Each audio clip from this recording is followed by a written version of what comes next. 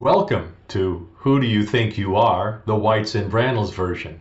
Who Do You Think You Are was an old TV show dealing with famous people's ancestries. Well, this is our version of that for our family. And we start off with this picture from the 2008 Wight family reunion held at Powder Mills Park near Victor, New York. If you were here when we did this presentation initially live at our house around the time of the eclipse in 2024, you saw this family tree hanging on our wall, and you also had the opportunity to take away a paper copy of that. Briefly, to the left, we'll just say that's all Grandma Joyce's side, Joyce Corinne Wight, who's the mom to Ginny, Joy, Lee Jr., and Kurt. And on the right, that's the side for Grandpa Lee, Lee Brantl Sr. Now, the interesting thing is that on the left side, all those family lines for Joyce, we're pretty sure they were all here by the time of the American Revolution here in North America. Whereas on Lee's side, everybody's a 19th century immigrant, with the earliest ones probably coming over in the late 1820s. So a very definite tale of two different sides of the tree. We're mutts is what it comes down to when we ask who do we think we are. And that's not only true of the Brantl and Muir families, but a lot of families, including my own Underhill family, a mix of the old and the new, people who came from different places. In the case of Grandpa Lee's family, his immigrant families started coming over in the 1820s or early 1830s, and that would be George Unthank and his wife Mary Ann McKenna, who both came from Ireland, at least one of them from Limerick, to New York City. The latest, only about 60 years later, was Philomena Spada, a young woman who came from what was then called Bohemia to New York City about 1887. Now, Joyce's family is very different. Back to the colonies. Thomas Wight came over to the Massachusetts Bay Colony in the 1630s. He's Joyce's seventh great-grandfather. Jasper Gidley, the most recent, still was here by the time of the American Revolution. He was born in the 1740s in England, but fought for the colonies in the Revolutionary War. And there we have a picture from Lee and Joyce's wedding featuring Hazel and Glenn. That's Joyce's parents. Speaking of the American Revolution, there's something in this country called the DAR, Daughters of the American Revolution. And any of the females in our family who want to apply for it, well, you've got at least 4 ancestors we know of that would qualify you to be DAR. Jasper Gidley, who we just talked about, Joseph Burnap. Hazel Burnap was Joyce's mom. And in her family, Joseph Burnap was an actual Minuteman in the Boston area. And then also there's John Cater Sr. and his father Cornelius Cater, who were from Marbletown in the Hudson Valley region of New York State, but fought in the Revolution. So if you're interested, ladies, let us know. We can help you with this. And don't worry, gentlemen, there's also a Sons of the American Revolution if you're interested in potentially joining that.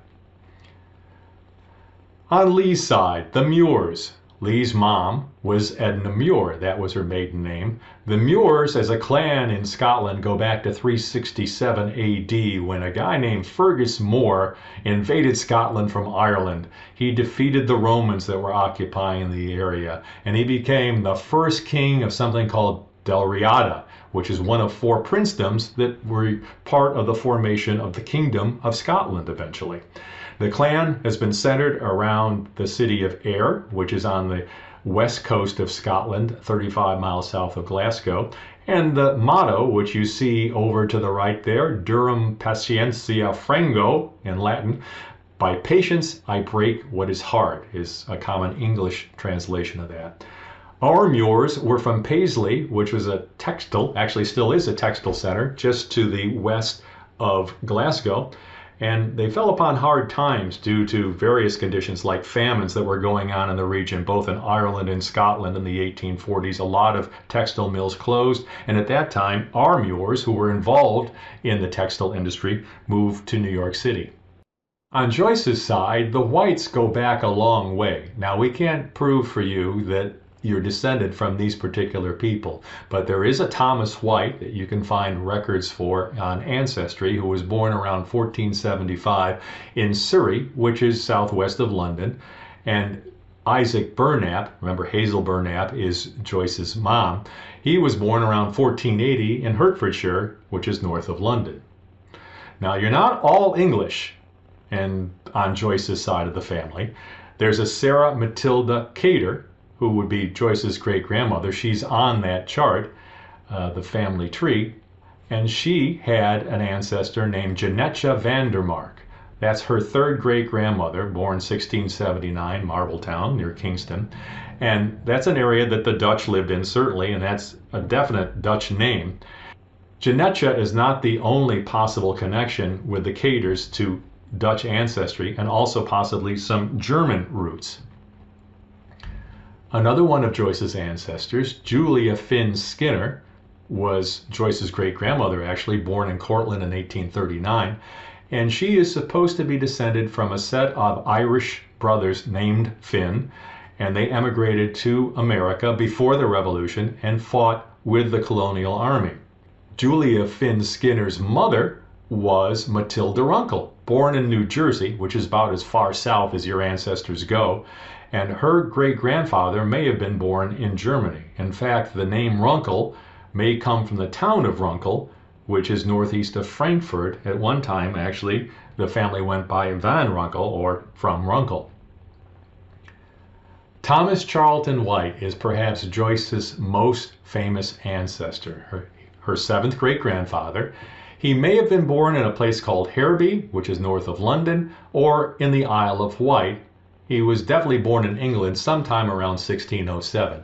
Now, since I gave the presentation in April 2024, I'm kind of doubting this Hairby connection, because it looks like the Thomas Wight born in Hairby actually settled in Exeter, New Hampshire, and not in Massachusetts. Still unsure about that. And the whole thing about the Isle of Wight, well, it seems to make sense, but the truth of the matter is the Wight family didn't all come from the Isle of Wight, and it seems to almost be family legend that he was born there, and there's not really any records to prove that he came from the Isle of Wight. But it's still possible. He arrived, we know, in the Massachusetts Bay Colony sometime before 1637 because he had a key part in settling the town of Dedham, which was a new town that they were expanding into at the Massachusetts Bay Colony, which started right around 1630. So when Dedham was formed in 1637, Thomas was there, and then a few years later, around 1642, when they split another town called Medfield off from Dedham, he was involved there as a selectman on the town council and also a deacon in the church there. Because he's a well-known early settler, the famous kin.com site lists people who are supposed to be descended from him. Now take this with a grain of salt, but supposedly Emily Dickinson, the Belle of Amherst, the Tiffany family, Charles and Louis Tiffany of Tiffany glass fame, the Osmonds, Richard Gere, officer and a gentleman, they all are related to you because you're distant cousins through Thomas Charlton Wight. Thomas's son Thomas married Mehetabel Cheney, and because of that, through her parents, you're all related to Dick and Liz Cheney as well. Now, a good story on Lee's side of the family is Mary Jane Unthank, somebody I've come to admire. She was born around 1835 in New York City. Her parents were Irish immigrants. By the time she was in her late teens, she was working as a milliner, that's a hat maker, on the Lower East Side of Manhattan. Her father was George Unthank, who may have abandoned the family and returned to the old country, to Ireland. I can remember Grandma Joyce describing him as that Unthank because the reputation he had among the Brantl family was that this was a cruel man, and he abandoned the family and went back to Ireland. Now, her mother was Mary Ann McKenna, and Mary Ann lived with Mary Jane off and on right up through 1860 after Mary Jane got married, which in 1855 she did marry William Hannon, who himself had come from Ireland. Unfortunately, just a few years later in 1859, William died just after Mary Jane gave birth to their third daughter. So she's a young widow with 3 young daughters. By 1864, she had remarried. She became the third wife of John Muir from Scotland. His first 2 wives had died. Their first child, Annie, died in infancy in 1864. And then a few years later, John died in 1872, making her a widow again. Now, in the meantime, they had had a couple of children. The oldest child of John Muir and Mary Jane was William Muir, who died at age 32, just 3 years after his wife died at age 26, and they both died from TB. So the result was, in her 60s, Mary Jane, who's already kind of had a tough life, has to take care of William Muir's 2 children from his first wife, and that would be Edna, who was about 8 at the time, and Edna, of course, is Lee Brantl's mother, and Leland, her younger brother, who was eventually set to live on Long Island with Mary Jane's daughter from her first marriage, Jane Frances Hannon, and her husband, Thomas Murphy. Maybe because there was a male presence in that house, they sent the boy to live there. We don't really know. But in 1906, Mary Jane died, and that's how Edna ended up being left in the care of her maiden aunt, Emma Muir, whose picture you see to the right. Now, Edna had an interesting story. We already talked about how she lost her mother, who was named Mary Agnes Cunningham, who herself was the daughter of Irish immigrants, when Mary Agnes was 26. And the siblings eventually ended up getting split up. Interestingly, in the 1900 census, William Muir, Edna's father, is living with his second wife, Mary Daly, and no children are listed at the time. So they may have already been living with their grandmother. What happened is, before William died, he had another daughter, Elizabeth Irene Muir, with his second wife, Mary Daly. So this Elizabeth is Edna's half-sister. After William died, his second wife, Mary, took the daughter, Elizabeth, and went back to live with her family. Elizabeth eventually married a guy named Henry Blackburn in the 1920s, but then they divorced without having children, it appears. Mary, the second wife of William, never seems to have remarried, and she lived with Elizabeth until Mary's death around 1965. Elizabeth lived until 1995, but as far as we know, never had any contact with our family. Another one of my favorite people on Lee's side of the tree is Philomena Spada, also known as Minnie Brantl. She was born in a place called Tinitzel. At the time, anyway, it was called that, and it was in an area then known as Bohemia, which doesn't exist anymore. When she was just 20, she traveled apparently on her own by ship to New York City. Within 18 months, she had married George Brantl, who was 13 years older. And in the takeout that we gave people, the takeaway papers that we gave people who were here in April of 2024, is a copy of their marriage certificate. They say they're both born in an area called Glattow. Well, there really isn't a Glattow that you can find reference to, but there's a lot about Glattow. So we're pretty sure by corroborating other records that that's what they're talking about. So if they're from the same region, it could be the families knew each other. There may have been even some kind of arranged marriage going on here. We'll probably never know. George and Philomena had 6 children, including Charles, who was Grandpa Lee's father. Unfortunately, Philomena died in 1812 at the age of 45, and we haven't been able to find the specific cause of death. So where did some of these folks come from? Well, as Joy notes down at the bottom there, the last 2 are current names in the current Czech Republic. So what you see in this list is a combination of old Germanic or Austrian sort of names and modern Czech names, because this area kind of changed hands over the course of the centuries. So in the records of Philomena Spada's sister Francisca, which I didn't get into too deeply, it's a whole nother story, I established that she was born in a place called Tinitzel, and specifically a place known as Lota or Losa in the area of Tinitzel. So if you look at the map, in modern day Czech, Tinitzel is Tynik.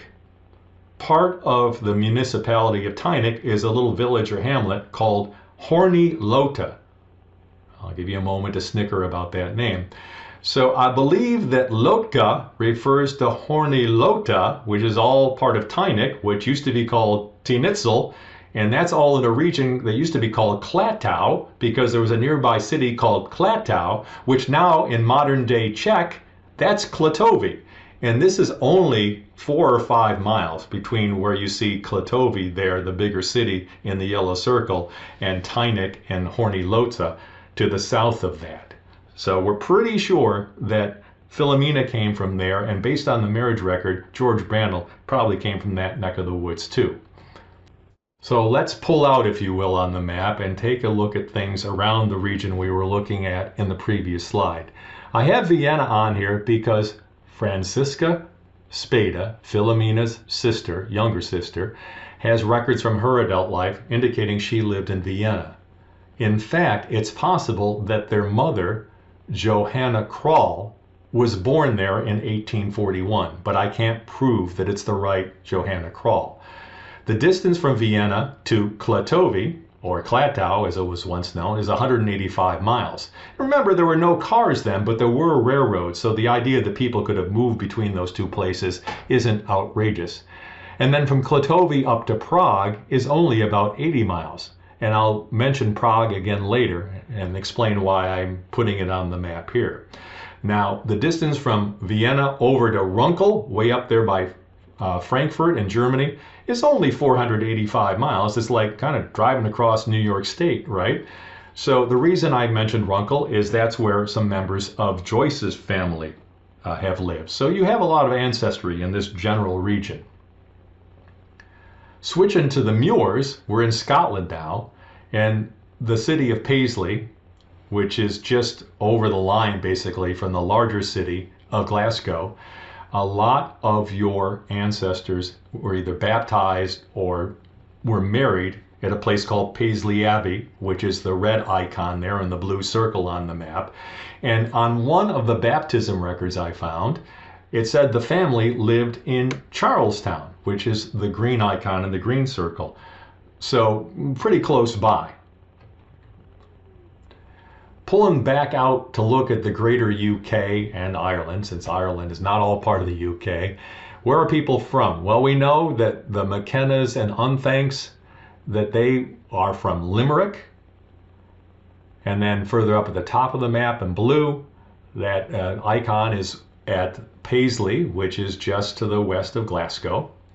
Down in England, well, I left the icon in there, the yellow icon for Hairby, which is one of the places Thomas Wight might have been from. Maybe not, but that's where that is.